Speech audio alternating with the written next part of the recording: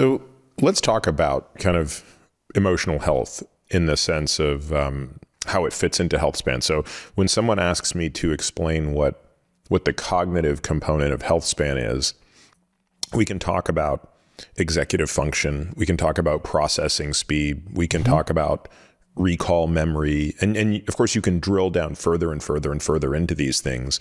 And you can start to paint a pretty comprehensive picture of what cognitive health involves. And you can also do that cognizant of the changes that occur. So Arthur Brooks has written quite eloquently about the transition from fluid intelligence to crystallized intelligence. And so while, you know, our fluid intelligence peaked when we met each other, and we've in that regard only become stupider, we've gained other intelligence, this crystallized intelligence that's more experiential and more about pattern recognition. And while we might not have the processing speed we once did, we're intelligent in a different way. Similarly, on the physical side, we have really tangible, and I should say one other thing, Paul, we test these things. These are all testable, right? These are quantifiable things. And while most people don't necessarily do it, it can be done. We do it with our patients. You go to the physical, it's the same way. I could spend the next 5 hours talking about the nuances of strength, power, explosiveness, cardiorespiratory efficiency, maximum cardiorespiratory, flexibility, balance, all of those things. And yes, we can measure all of those things effectively, and we can track progress and things like that. I kind of have a definition for how I think of emotional health, but I would much rather hear yours.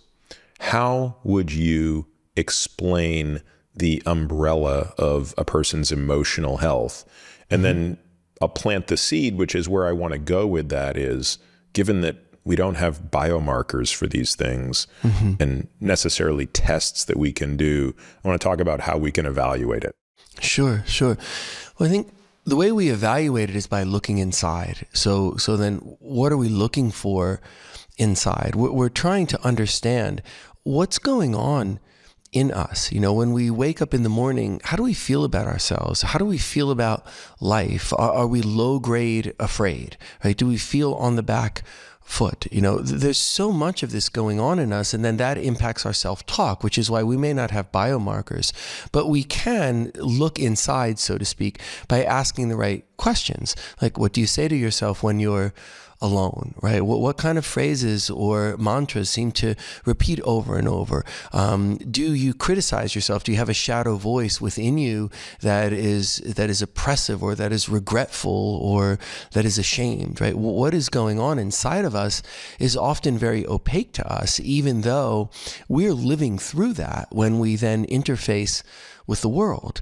So this idea that if we inquire, if we become curious about ourselves, we learn so much more about what is going on inside of us, and it can guide us towards change. So if a person wakes up and doesn't feel good about waking up, or feels afraid, or feels ashamed, why is that, right? What can be done to change that? Because very often the environments inside of us we're not taking good care of. So we, for example, harbor traumas within us that we haven't talked about or processed. It's one example. Or we know that we don't feel great. We don't know quite why.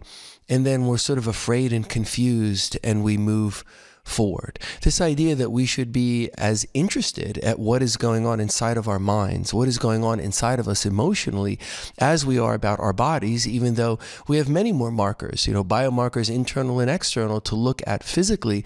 And sometimes what I'll see is a person is paying a lot of attention to that, but it's all kind of couched in an emotional climate that is not good, and that at times becomes angry and aggressive. Like, I'm going to fight aging, and, you know, I'm not going to let this get the best of me. And like, that's not a recipe for happiness and health. There's so much acceptance called for. So acceptance of the fact that we're aging. So you're right. When you and I met, we had much greater processing power. And like, that's great. We could sprint better, say. But life isn't a sprint, right? It was fun to be able to sprint when we could sprint really, really well. But I hope and believe that we're both smarter now, even though if we stop and look at our processing power, that we can see the change for the negative. But that's one factor that's negative. I mean, overall, I think and hope that we're wiser and happier, but we have such a bias in us, a salience bias towards the negative. So we look and say, oh, look, I could do so much more before. I could hold so much more in working memory. I was so much faster. Look, I'm getting old. Okay, the trade-off for that of increased intrinsic knowledge, things we know without having to think about it, that reside in our unconscious mind, we don't value that as much. And I think if we can get over some of the biases that come from outside of us and then come inside of us, both that our emotional health maybe isn't so important, or that there's something that's not so high yield, paying attention to that, or even that it's weak to pay attention to that, instead of seeing that's undergirding everything else that we're doing on top of it. Let's pay close attention to that, and let's be interested and curious about ourselves, because that's where really it leads us, is to be curious at what is going on inside of me. How is it affecting me? How are all these things I do, from morning till night, affecting what's inside? And how's what's inside affecting that? Or things I want to change or do differently? Now we become curious and engaged, and we want to learn, which is a characteristic of being younger.